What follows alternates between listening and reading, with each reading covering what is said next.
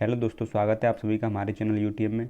तो दोस्तों, इस वीडियो में हम डिस्कस करने वाले हैं फॉरेस्ट गार्ड जो 2019 वाला एग्ज़ाम था उसकी जो संभावित सेफ स्कोर या फिर जो एक्सपेक्टेड कट ऑफ आप कह सकते हैं फाइनल सिलेक्शन के लिए कितनी रह सकती है। हम कैटेगरी वाइज इस वीडियो में बताएंगे, लेकिन सबसे पहले आप लोगों से एक रिक्वेस्ट है कि प्लीज़ वीडियो को पूरा देखें जिससे कि आप पूरे विश्लेषण को समझ सकें।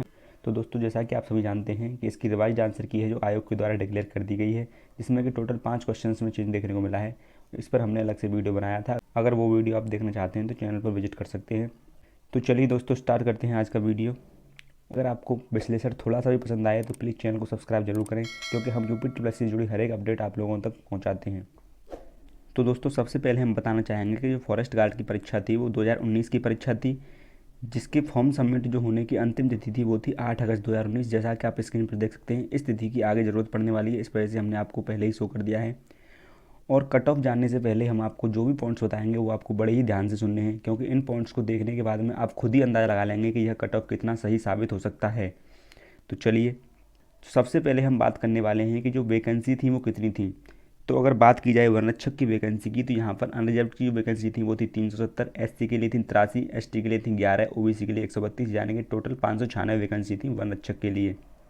तो दोस्तों, अगर आपको लग रहा हो कि वैकेंसीज़ का इससे क्या मतलब है, तो यहाँ पर कट ऑफ का गैप समझने से पहले आपको वैकेंसीज़ की तरफ बहुत ही ध्यान से देखना पड़ेगा। और जो है वन रक्षक के बाद में वन्य जीव रक्षक की जो वैकेंसी थी वो अनरिजर्व के लिए 45 वैकेंसी थी, एससी के लिए 10 थी, एसटी के लिए 2 थी, ओबीसी के लिए 2 थी, और टोटल जो बनती हैं 59 वैकेंसी। यानी कि जो टोटल पद थे वो आपकी 655 पद थे। उसके बाद में अगर क्षैतिज आरक्षण का विवरण देखा जाए तो यहाँ पर जो वन रक्षक के लिए महिलाओं की पोस्ट थी वो थी 119, और स्वतंत्रता संग्राम सेनानी के आश्रितों के लिए थी वो 11 थी, और एक्स सर्विसमैन के लिए भी आप यहाँ पर देख सकते हैं 29 पोस्ट थी। उसी प्रकार वन्य जीव रक्षक के लिए जो स्वतंत्रता संग्राम सेनानी के आश्रितों के लिए 1 थी, महिलाओं के लिए 11 थी, और सैन्य विजय भूतपूर्व सैनिकों के लिए 2 पोस्ट थी। अगर हम बात करें तो यहाँ पर काफ़ी कैंडिडेट्स का डाउट है कि ईडब्ल्यूएस रिजर्वेशन को लेकर, क्योंकि ईडब्ल्यूएस के लिए नोटिफिकेशन के अनुसार कोई पोस्ट नहीं दी गई थी। लेकिन जो भी कैंडिडेट जो है ईडब्ल्यूएस को लेकर परेशान है उनको हम बताना चाहते हैं कि आयोग ने अपने नोटिफिकेशन में दिया था, जैसा कि आप यहाँ पर देख भी सकते हैं कि इसके अनुसार ईडब्ल्यूएस के जो भी नियम होंगे उनको भर्ती के संदर्भ में लागू किया जाएगा। और यहाँ पर जिनके भी पास ईडब्ल्यूएस का प्रमाण पत्र जो कि आवेदन की अंतिम तिथि तक जारी किया गया वो हो तो उन्हें ईडब्ल्यूएस का पूरा फ़ायदा यहाँ पर देखने को मिल सकता है। और जो लास्ट डेट है वो हमने आपको स्टार्टिंग में इसीलिए बताई थी। तो यहाँ पर ईडब्ल्यूएस के कैंडिडेट को एक बहुत बड़ा फ़ायदा देखने को मिल सकता है, क्योंकि ऐसे बहुत कम कैंडिडेट थे जिनके पास उस टाइम जो है ईडब्ल्यूएस का सर्टिफिकेट बना हुआ था। इसके बाद अगर बात करें कुछ महत्वपूर्ण पॉइंट पर जिनको आपको समझना बहुत ही ज़रूरी है, तो सबसे पहला पॉइंट है आपका कि इस भर्ती में जो है अटेंडेंस बहुत कम थी, क्योंकि ये 2019 की वैकेंसी थी। तो लगभग जो है 48 से 50% के आसपास इसमें अटेंडेंस रही है, क्योंकि ये भर्ती 2019 की थी और 2022 में इसका एग्ज़ाम हुआ है। तो इस बीच जो भी कैंडिडेट्स किसी दूसरे एग्ज़ाम में सेलेक्ट हो गए उन्होंने एग्ज़ाम को स्किप कर दिया है, और कुछ कैंडिडेट जो एग्ज़ाम को लेकर सीरियस नहीं थे उन्होंने भी इस एग्ज़ाम को स्किप कर दिया है। तो यहाँ पर अटेंडेंस जो है वो बहुत ही कम रही है। दूसरी बात, पेपर का जो लेवल था वो मॉडरेट टू हाई था, इसको हम ईजी नहीं कह सकते, तो इसका भी कट ऑफ पर एक सीधा सीधा इफेक्ट देखने को मिल सकता है। तो तीसरा और सबसे महत्वपूर्ण पॉइंट है यहाँ पर next stages, not only single stage. इसका मतलब है कि यहाँ पर केवल एक सिंगल स्टेज के आधार पर सिलेक्शन डिसाइड नहीं होना, यहाँ पर सिलेक्शन प्रक्रिया में और भी स्टेजेस से होकर स्टूडेंट्स को गुजरना है। और जिन स्टूडेंट्स को भी यहाँ पर लगता है कि कट ऑफ बहुत हाई जाने वाली है वो इस चीज़ को ज़रूर समझें कि हम जो भी कट ऑफ यहाँ पर बताने जा रहे हैं उससे ज़्यादा कट ऑफ यहाँ पर रहने की बहुत ही कम संभावना है। उससे कट ऑफ कम रह सकता है, लेकिन ज़्यादा बहुत ही कम केसेस में जाएगा, क्योंकि हम भी एक संभावित ही कट ऑफ बता रहे हैं, और फाइनल कट ऑफ जो होगा वो तो आयोग ही डिसाइड करेगा। सबसे पहले अगर बात करें चयन की प्रक्रिया की, तो चयन की प्रक्रिया में यहाँ पर थी एक लिखित परीक्षा। लिखित परीक्षा के बाद में आपको शारीरिक मानक परीक्षा से गुजरना है, उसके बाद शारीरिक दक्षता परीक्षा और चिकित्सीय परीक्षा भी आपकी होनी है।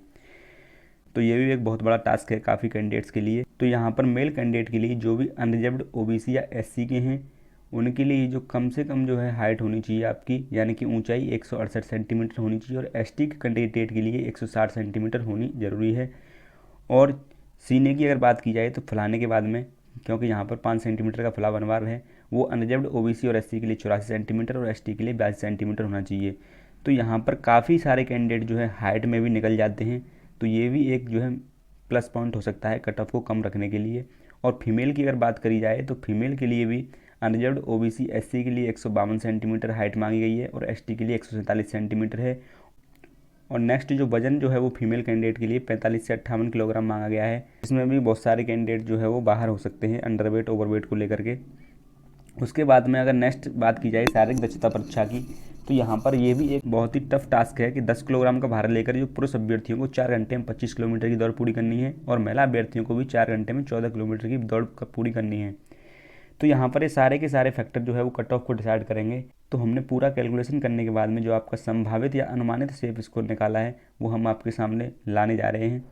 तो उससे पहले हम आप सभी को बताना चाहेंगे कि हम जो बताने जा रहे हैं वो केवल एक संभावित या अनुमानित सेफ स्कोर है और इसकी अपेक्षा फाइनल कट ऑफ में जो है थोड़ा बहुत प्लस माइनस देखने को मिल सकता है, क्योंकि फाइनल कट ऑफ तो यहाँ पर कोई भी नहीं बता सकता, वो तो आयोग ही डिसाइड करेगा। सबसे पहले बात करें अनरिजर्व्ड कैटेगरी की, तो अनरिजर्व्ड कैटेगरी की जो मिनिमम से मैक्सिमम यानी कि कम से कम जो है वो 132 और अधिक से अधिक जो है 135 तक रहने का अनुमान है।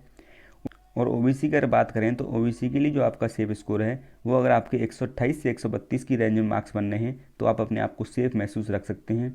और ईडब्ल्यूएस की बात करें तो ईडब्ल्यूएस की कैंडिडेट जैसा कि हमने आपको बताया कि यहाँ पर बहुत कम कैंडिडेट ऐसे होंगे जिनके पास उस टाइम का सर्टिफिकेट बना हुआ हो, तो इनकी कट ऑफ थोड़ी सी कम रह सकती है और वह 120 से 25 की रेंज में रह सकती है। और बाकी उसके बाद में अगर बात करें कि एससी की, तो एससी में अगर आपके 115 से 120 की रेंज में मार्क्स बन रहे हैं तो आप अपने आप को सेफ समझ सकते हैं। उसी प्रकार एसटी में अगर आपके 110 से 15 मार्क्स के बीच बनने हैं तो आप आपको सेफ समझ सकते हैं।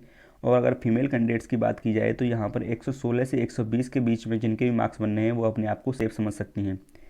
तो दोस्तों ये रहा सेफ स्कोर जो हमने आपको अपने एक्सपीरियंस के आधार पर शेयर किया। उसके बाद अगर अब बात करें रिजल्ट कब तक आएगा, यहाँ पर काफ़ी सारे कैंडिडेट्स के डाउट हैं और कमेंट भी कर रहे हैं लगातार कि रिजल्ट कब तक आएगा।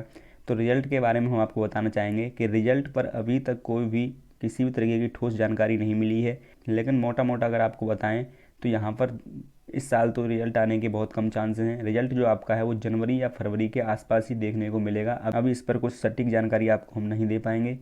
तो दोस्तों उम्मीद है आप सभी को ये जानकारी पसंद आई होगी। अगर आपको ये वीडियो पसंद आया तो वीडियो को लाइक करें, शेयर करें और चैनल को ज़रूर सब्सक्राइब करें, क्योंकि दोस्तों बहुत मेहनत लगती है आपके लिए इस तरीके का डाटा कलेक्ट करने के लिए।